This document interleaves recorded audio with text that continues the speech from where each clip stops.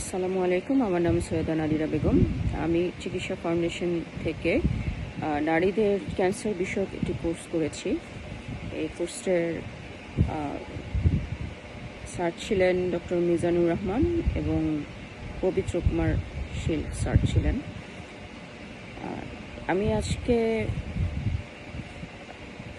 Cervical cancer সম্পর্কে কিছু বলবো। জরায়ুমুখে অস্বাভাবিক কোষ বৃদ্ধির কারণে এই সার্ভিক্যাল ক্যান্সার হয়ে থাকে। এইচপিভি সংক্রমণের কারণে ক্যান্সার হয়। বিশ্বে 90% মহিলাদের ক্যান্সারটা হয়ে থাকে। এইচপিভি ভ্যাকসিনটা নিলে ক্যান্সার অনেক অংশে রিমুভ করা সম্ভব, কিওর হতে পারে। ক্যান্সার খুবই ধীরে ধীরে বৃদ্ধি পায়, তাই সময় মতো যদি চিকিৎসা নেওয়া হয়, সঠিক চিকিৎসা নেওয়া হয়, তাহলে পুরোপুরি এটা সুস্থ থাকা যায়, পুরোপুরি ক্যান্সারটা ভালো হয়।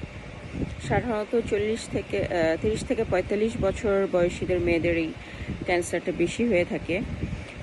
এই রোগের প্রধান কারণ হচ্ছে প্যাপিলোমা ভাইরাস।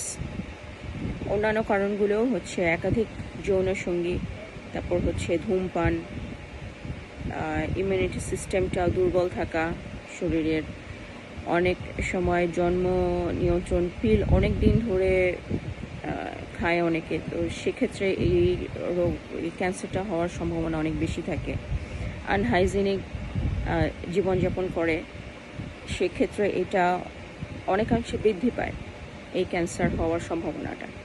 তো এই রোগের প্রধান লক্ষণ সেটা হচ্ছে অতিরিক্ত যোনি রক্তপাত, দুর্গন্ধযুক্ত স্রাব, তারপর হচ্ছে সহবাসের পরে রক্তপাত হবে।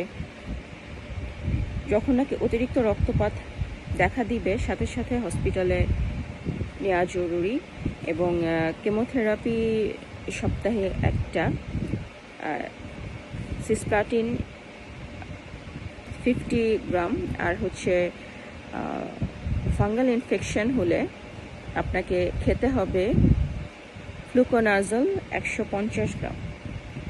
আর এই সময়ে সবার ক্ষেত্রেই স্বাস্থ্যকর জীবনযাপন খুবই প্রয়োজন এবং আপনার তাজা শাকসবজি, সবুজ শাকসবজি, বিশেষ করে সবুজ শাকপাতা, ফল, এগুলো বেশি খেতে হবে। বাট প্রসেসড ফুড একদমই বন্ধ করে দিতে হবে, কখনোই খাওয়া যাবে না। ধূমপান খাওয়া যাবে না, অ্যালকোহল জাতীয় খাবার একেবারেই খাওয়া যাবে না।